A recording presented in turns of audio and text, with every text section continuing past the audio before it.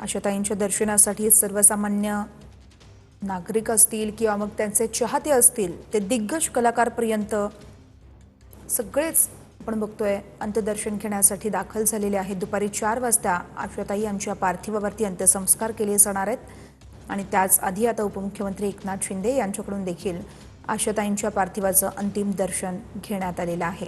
त्यांच्यासोबत शिवसेनेचे काही मंत्री देखील उपस्थित आहेत। संजय शिरसाट, योगेश कदम, संजय राठोड, शंभूराज देसाई, आशिष शेलार हे सकाळपासूनच त्या ठिकाणी उपस्थित आहेत।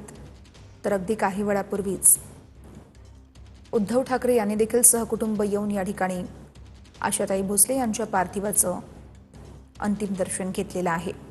आशाताईंनी काल वयाच्या 93व्या वर्षी अखेरचा श्वास घेतलेला आहे आणि त्यानंतर फक्त सिनेसृष्टीच नाही तर संपूर्ण कलाकार असतील, राजकीय क्षेत्र असेल, सर्वत्र एक शोकाकुल वातावरण तयार झाल्याचं आपण बघितलं। आता देखील ज्या ठिकाणी जे उपस्थित आहेत व्यक्ती त्यांना अश्रू अनावर होत असल्याचं आपण या दृश्यांमधून बघू शकतोय। आशाताईंचा आवाज खरं तर कधीही थांबणारा नाहीये, तो कायम आपल्या मनात, आपल्या आठवणींमध्ये राहणार आहे। सकाळपासूनच राजकीय नेते, कलाकार या ठिकाणी येऊन आशा भोसले यांच्या पार्थिवाचं अंतिम दर्शन घेत आहेत। सचिन तेंडुलकर, सुप्रिया सुळे असतील, उद्धव ठाकरे, रश्मी ठाकरे, आदित्य ठाकरे यांनी देखील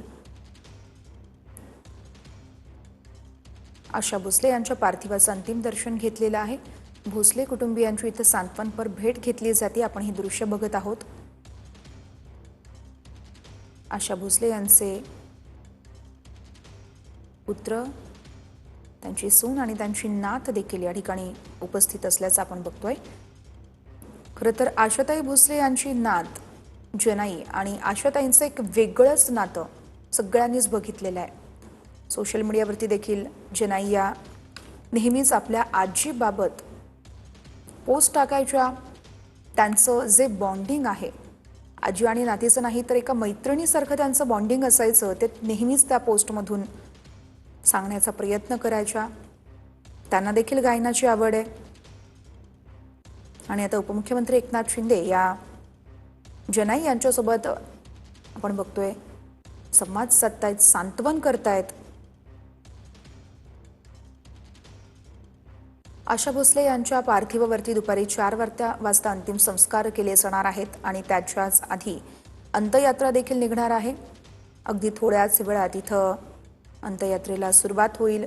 चाहते खरं तर घराच्या बाहेर मोठ्या संख्येने जमलेले आहेत। प्रत्येकाला आशाताईंचा एक शेवटचा निरोप घ्यायचा आहे।